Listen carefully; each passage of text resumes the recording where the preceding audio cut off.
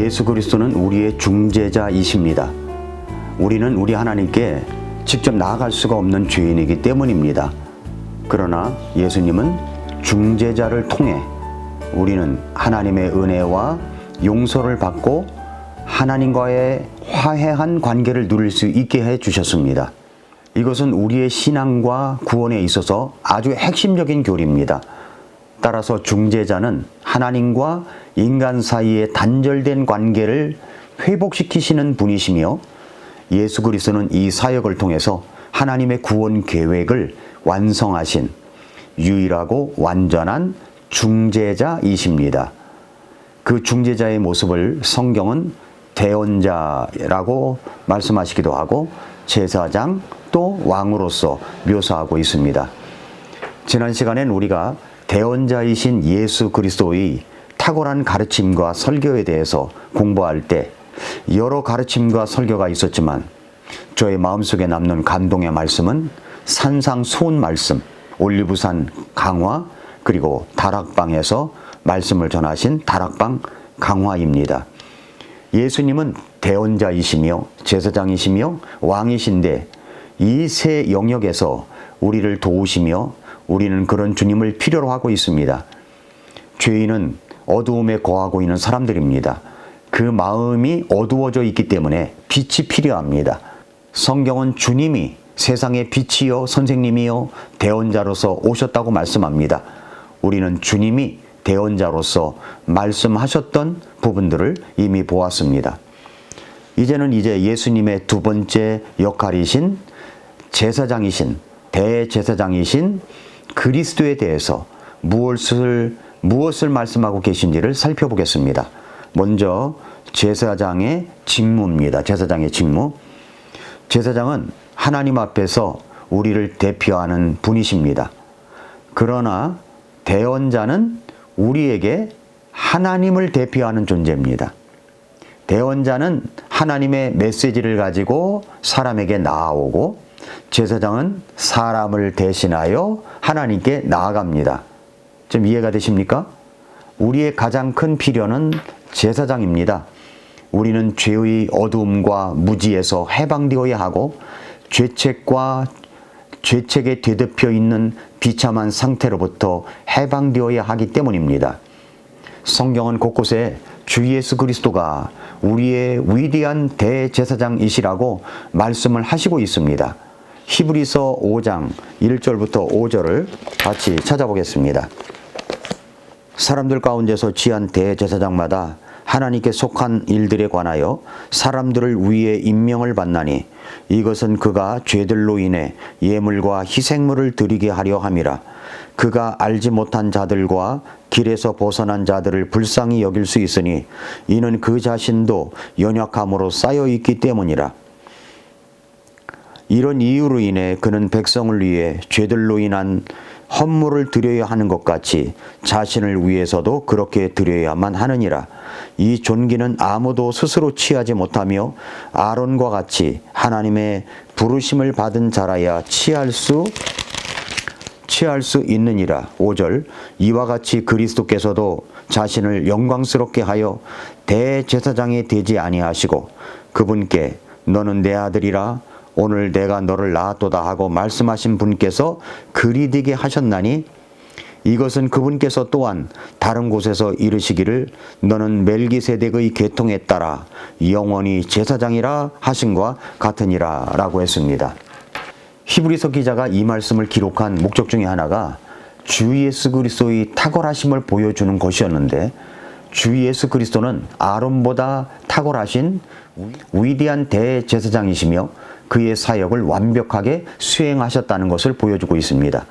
그래서 히브리서 기자는 자신이 좀 어려움에 처해 있는데, 그것은 예수 그리스도는 멜기세덱의 계통에 따른 대제사장이라는 사실을 이제 히브리서를 읽고 있는 그런 독자들에게 설명을 하려고 하지만은 이것을 이야기해도 듣는 사람들이 듣는 수준이 둔하기 때문에 설명하는 것이 어렵다는 이야기를 하고 있습니다.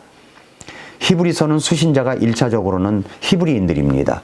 그런데 구약의 아론의 대제사장의 역할, 멜기세덱의 계통에 따른 대제사장이라는 말을 하면 구약을 알고 있는 히브리인들이 잘 알아들어야 하는데 그렇지가 못했다는 거죠. 왜 그렇습니까?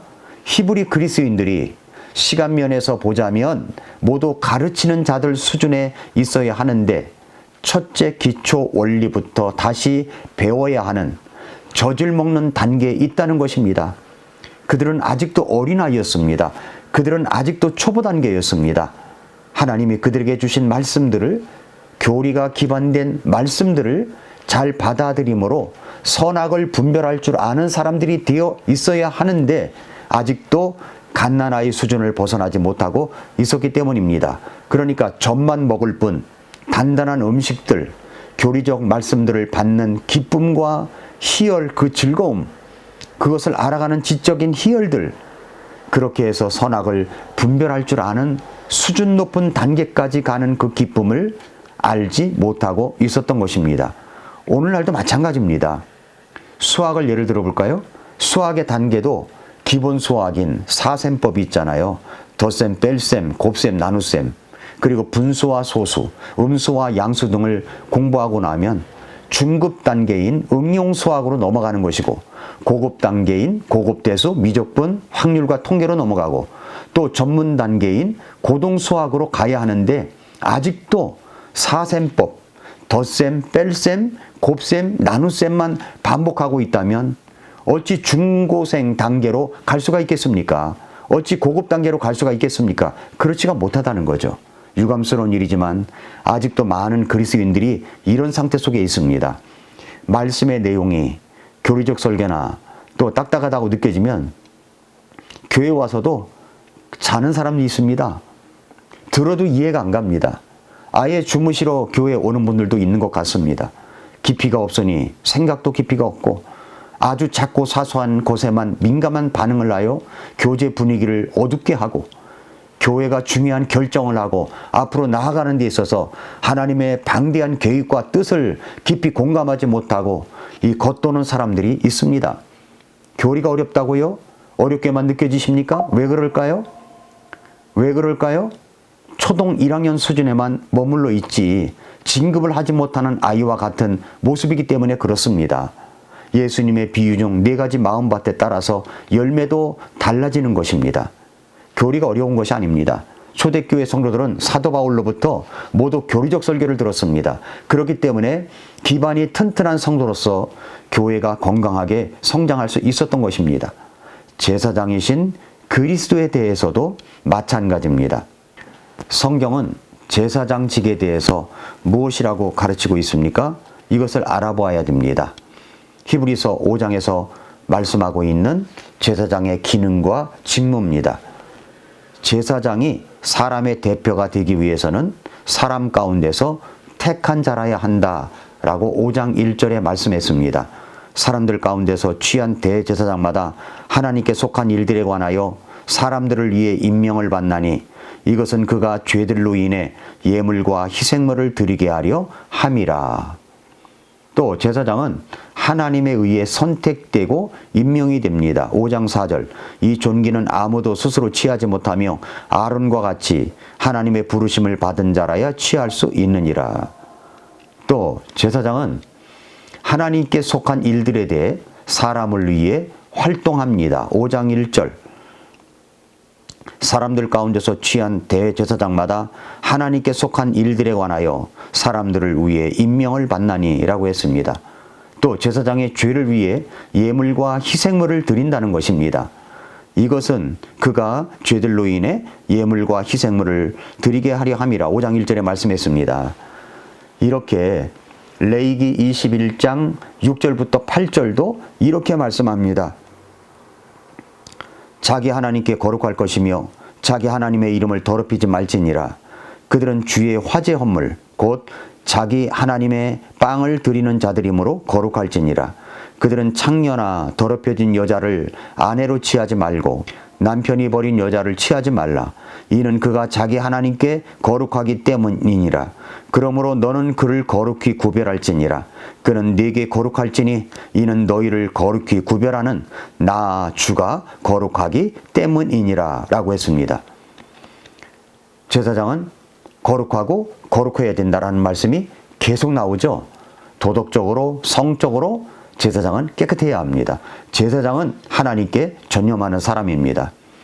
자, 그럼 제사장의 직무가 뭡니까? 제사장의 직무는 하나님과 화해하게 하는 것이 첫 번째 임무고, 제사장은 사람들을 위해 중재하는 것이 두 번째 임무입니다. 이렇게 하실 수 있는 분은 바로 예수 그리스도 한 분뿐이십니다. 로마서 3장 24절에서 그리스도 예수님 안에 있는 구속을 통해 하나님의 은혜로 값없이 의롭다고 인정받았느니라. 그분을 하나님께서 그분의 피를 믿는 믿음을 통한 화해 헌물로 제시하셨으니 이것은 하나님께서 참으심을 통해 과거의 죄들을 사면하심으로써 자신의 의를 밝히 드러내려 하심이요, 내가 말하노니 이것은 곧 이때에 자신의 의를 밝히 드러내사 자신이 의로우시며 또 예수님을 믿는 자를 의롭다 하시는 이라는 것을 보이려 하심이라 라고 했습니다. 하나님께서 예수 그리스도를 그분의 피를 믿는 믿음을 통한 화해 헌물로 제시하셨습니다. 예수 그리스도는 대제사장이십니다. 지금까지 이제 제사장 기능에 대해서 살펴보았습니다. 구약의 제사장과 신약의 제사장이신 예수 그리스도 사이에는 한 가지 커다란 차이가 있습니다. 구약의 제사장은 바칠 제물로 양이나 다른 동물을 구해야 했습니다. 그러나 우리 주 예수 그리스도는 제사장과 제물이 하나이셨습니다. 예수 그리스도는 제사장이셨습니다. 예수 그리스도는 자기 자신을 희생 헌물로 드리셨습니다. 예수 그리스도는 제사장이셨습니다. 그것을 히브리서가 증명하고 있죠. 히브리서 3장 1절에 그러므로 거룩한 형제들 곧 하늘의 부르심에 참여한 자들아, 우리 신앙 고백의 사도시며 대제사장이신 그리스도 예수님을 깊이 생각하라 라고 했습니다. 히브리서 4장 14절 15절에 보니까 그런즉 위대하신 대제사장 곧 하늘들로 들어가신 하나님의 아들 예수님께서 우리에게 계시니 우리가 신앙 고백을 굳게 붙들자. 우리에게 있는 대제사장은 우리의 연약함의 감정을 느낄 수 없는 분이 아니요 모든 점에서 우리와 똑같이 시험을 받으셨으나 죄는 없으신 분이시니라 라고 했습니다. 히브리서 6장 20절, 7장 26절, 8장 1절 등의 여러 구절에서 예수 그리스도를 대제사장으로 말씀하고 있습니다. 성도 여러분, 그렇습니다. 우리의 대제사장이신 예수님은 우리를 위해 고통을 받으셨고 죽으셨습니다. 그리고 그분은 죽은 지 3일 만에 부활하셨습니다. 그분은 우리를 하나님께로 갈 수 있도록 대제사장이 되셨고 희생 헌물도 되셨습니다. 우리에게 있는 대제사장은 우리의 연약함의 감정을 느낄 수 없는 분이 아니요 모든 점에서 우리와 똑같이 시험을 받으셨으나 죄는 없으신 분이셨습니다. 그러므로 사랑하는 성도 여러분, 히브리서 4장 16절 말씀처럼 그러므로 우리가 긍휼을 얻고 필요한 때에 도우시는 은혜를 얻기 위해 은혜의 왕좌로 담대히 갈 것이니라 말씀하신 것처럼 우리가 하나님 앞에 담대히 갈 수 있음으로 인해서 우리 주 예수 그리스도께 감사하며 오늘도 기쁨으로 즐거움으로 감사함으로 하루를 살아가는 그런 기쁜 날이 되시기를 축복합니다. 오늘도 미라클 모닝입니다.